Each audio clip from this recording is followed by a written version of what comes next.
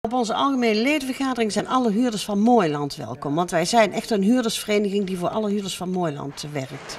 Het eerste thema is eigenlijk de prestatieafspraken. Wij spreken met de gemeente en met Mooiland samen over de prestatieafspraken voor Gennep. En dat zijn eigenlijk de plannen die Mooiland heeft voor Gennep, wat woningbouw betreft.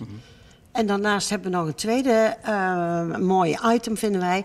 En dat is het participatiefonds. Dat is een fonds van Koepelgraven. En daar kunnen huurders een aanvraag in doen. En dat moet dan betrekking hebben op je buurt opleuken, samen ontmoeten, samen dingen doen.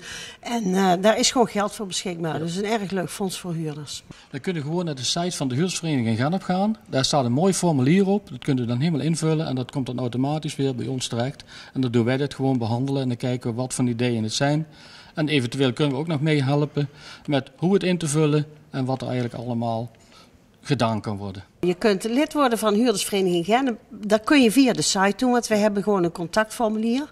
En mensen hoeven zich niet bezwaar te voelen, want het lidmaatschap kost niks. En je hebt er gewoon erg veel aan, want hoe groter wij als huurdersvereniging zijn, hoe sterker we zijn en hoe meer we voor elkaar krijgen.